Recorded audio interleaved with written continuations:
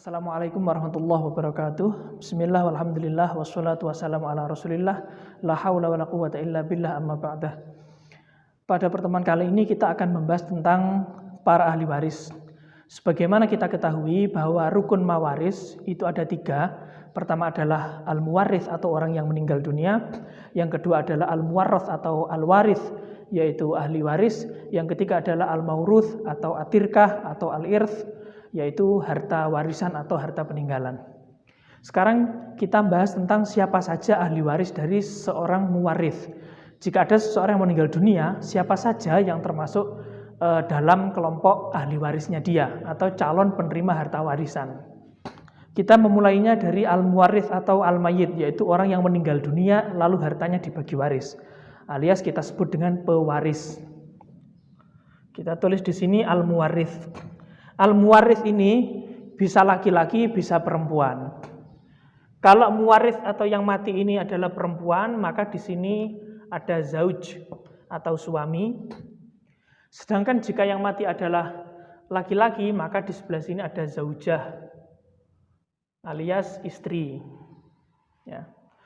Kemudian al-muwarith ini kita lacak dulu ahli warisnya yang ke bawah, yakni ahli waris furu atau keturunan.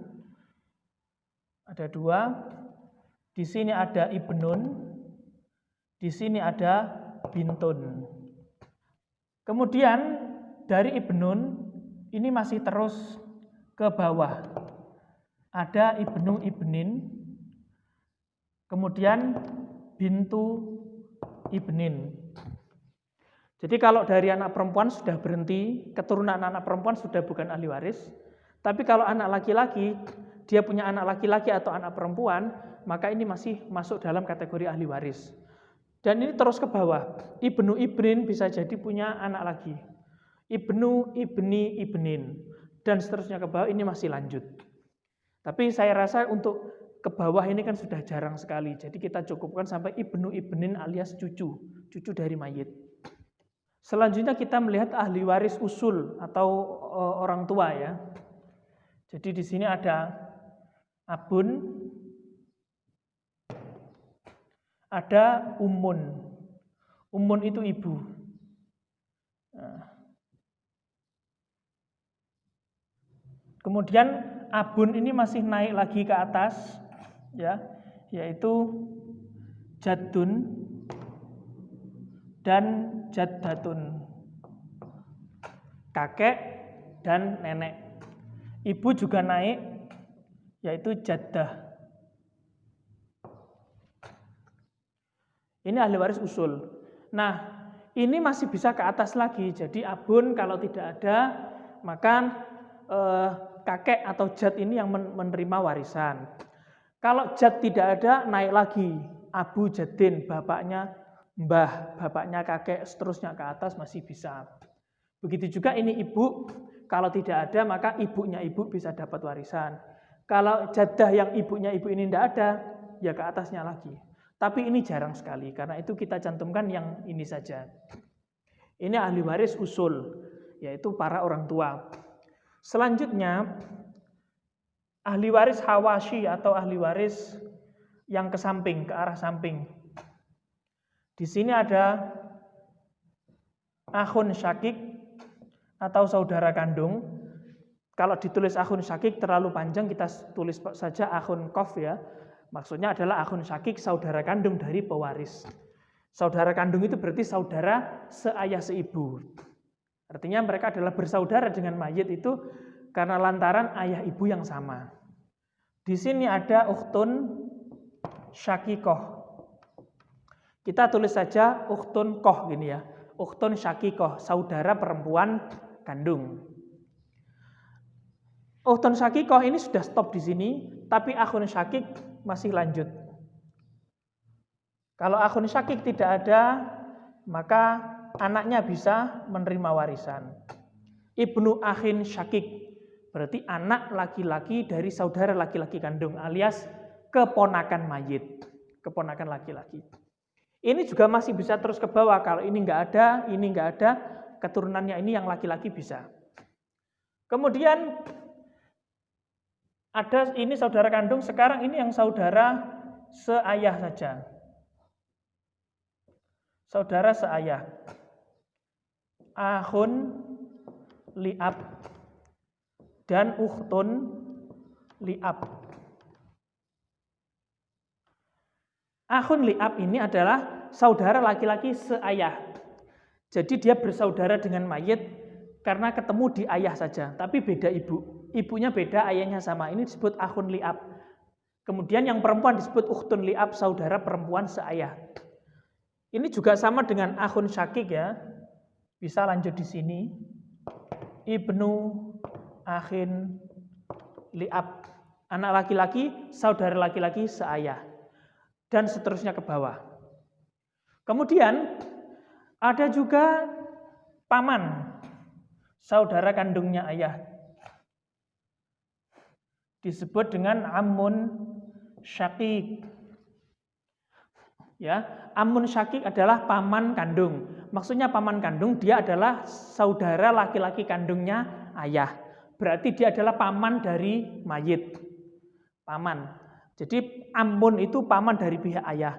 Kalau paman dari pihak ibu namanya kholun. Nah itu bukan ahli waris. Yang ahli waris hanya ammun saja, yaitu paman dari pihak ayah. Selanjutnya ada ammun li'ab. Ammun li'ab. Paman seayah adalah saudara laki-laki dari ayah yang mereka itu berhubungan hanya dari jalur ayah saja, tapi ibunya berbeda. Ini masih lanjut. Ibnu am syakik. Ini juga sama. Ibnu am li'ab. Artinya kalau am syakik nggak ada, anaknya bisa dapat. Am li'ab nggak ada, anaknya bisa dapat, anak laki-laki. Kemudian terakhir di sini adalah anak-anaknya ibu, yaitu akhun atau ukhtun li'um, atau biasa disebut dengan auladul anak-anaknya ibu. Jadi maksudnya gimana? Misalkan abun sudah meninggal dunia, 2 tahun berikutnya ini nikah dengan laki-laki lain, lalu mereka punya anak. Maka anak-anak dari ibu ini kan tetap bersaudara dengan muwaris, yaitu dari jalur ibu. Jadi mereka akhun atau ukhtun li'um. Saudara laki-laki, saudara perempuan, seibu beda ayah. Atau kita sebut auladul Nah, kenapa kok kita jadikan satu akhun dan ukhtun li'um, kok kita jadikan dalam satu tempat begini, tidak dipisah seperti akhun syakik dengan ukhtun syakik, akhun li'ab dengan ukhtun li'ab. Kenapa jadi satu? Karena ini bagiannya sama saja nanti. Bagian antara akhun dan ukhtun li'um tidak dibedakan antara laki-laki dan perempuan. Berbeda dengan akhun syakik, ukhtun syakikoh, akhun li'ab, ukhtun li'ab, ini mereka punya ketentuan bagian yang berbeda. Baik, kita perhatikan di sini, kita hitung jumlah ahli waris yang ada 22 pihak ahli waris. Loh kok bisa 22, padahal kita kemarin membahas ahli waris laki-laki 15, ahli waris perempuan ada 10, berarti totalnya mestinya kan 25, betul. Karena di sana ada namanya muktik dan muktikoh, yaitu orang yang memerdekakan budak. Muktik laki-laki yang memerdekakan budak, muktikoh perempuan yang memerdekakan budak. Nah, karena zaman sekarang sudah tidak ada perbudakan, maka muktik dan muktikoh juga tidak ada.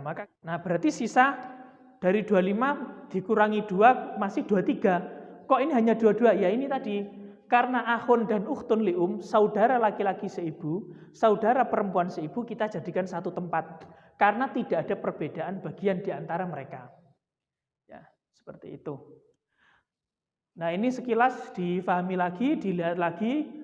Kalau bisa Anda praktekkan nulis di buku atau di papan, tulis persis seperti ini tanpa melihat catatan. Ya, tanpa melihat catatan langsung ditulis seperti ini, sehingga Anda paham ahli waris yang furuk, yaitu keturunan, anak, cucu, kemudian usul, orang tua berarti ya bapak, ibu, kakek, nenek, kemudian hawashi yang ke samping, saudara, ya, saudara kandung, saudara seayah, saudara seibu, kemudian saudaranya ayah berarti pamannya mayit, kemudian anaknya paman berarti sepupu. Ini adalah para ahli waris. Ketika seluruh ahli waris ini ada, 22 pihak ini ada, apakah semuanya berhak menerima warisan dari mayit? Tidak.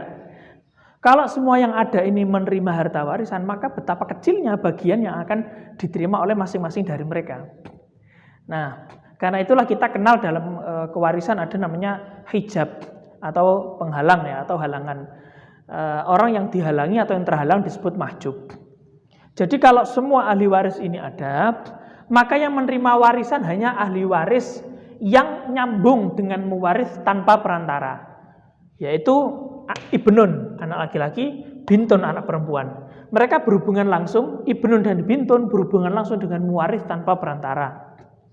Kemudian zauj dan zaujah, ini juga sama, berhubungan dengan pewaris tanpa ada perantara atau pemisah.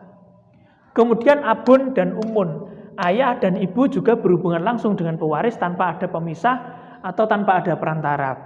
Karena itulah 6 orang ini, abun, umun, zauj, zaujah, ibnun dan bintun disebut ahli waris internal atau ahli waris inti. Mereka yang langsung tersambung dengan mayit tanpa ada perantara, dan mereka itulah yang pasti mendapatkan harta warisan. Jadi kalau 22 pihak ini ada, maka yang berhak menerima waris ya hanya 6 pihak itu saja. Hanya ibnun, bintun, abun, umun, zauj atau zaujah. Itu saja yang berhak menerima. Yang lain mahjub atau terhalang. Seperti contoh ini cucu, ibnu ibnin, bintu ibnin, cucu dari jalur anak laki-laki. Jadi cucunya mayit dari jalur anak laki-laki ini mahjub oleh bapaknya sendiri, terhijab, terhalang oleh bapak sendiri, maka mereka tidak mendapat warisan. Begitu juga jad dan jaddah, kakek dan nenek, bapak ibunya ayah, mereka juga terhalang atau mahjub oleh keberadaan abun, keberadaan ayah, sehingga mereka tidak berhak mendapatkan warisan. Begitu juga jaddah, ibunya ibu, terhalang oleh keberadaan ibu. Dia tidak dapat warisan kalau ada ibu. Kemudian saudaranya mayit, ada saudara kandung, ya, saudara seayah. Ini semuanya mahjub, terhalang oleh keberadaan ibnun, anak laki-laki, atau keberadaan abun, bapak. Jadi andai kata mayit meninggal tidak punya anak laki-laki, ya, tapi dia punya ayah, maka tetap semua ini, ya, paman, sepupu, keponakan, saudara, mahjub, terhalang oleh keberadaan ayah. Atau mayit mati nggak punya ayah, nggak punya ibu, tinggal pasangannya saja, suami atau istri dan anak laki-laki, anak perempuan. Sudah, anak laki-laki itu cukup untuk menghijab seluruh ahli waris yang ada selain kakek. Jadi kalau mayit mati punya anak laki-laki, dia nggak punya bapak, tapi punya kakek, maka kakek tetap dapat karena menggantikan si bapak. Bapaknya mayit kan meninggal, sedangkan kakeknya malah masih ada, maka kakek mendapatkan bagian. Ibnun menghalangi seluruh ahli waris eksternal yang ada kecuali jadun. Nah kalau yang ini abun umun, mereka tidak saling menghijab dan tidak terhijab oleh siapapun. Ahli waris internal ini tidak terhalang atau tidak mahjub oleh siapapun, dan di antara mereka juga tidak saling menghijab, tidak saling menghalangi. Itu. Nah, biasanya problematika penghitungan waris itu muncul kalau mayit ini mati tidak punya anak laki-laki dan tidak punya bapak. Nah, itu baru nanti perhitungannya akan lebih panjang karena kita ada banyak ahli waris yang kemudian berhak mendapatkan bagian harta karena tidak adanya abun dan tidak adanya ibnun. Demikian kurang lebihnya, mohon maaf, kita sambung ke pertemuan berikutnya. Assalamualaikum warahmatullahi wabarakatuh.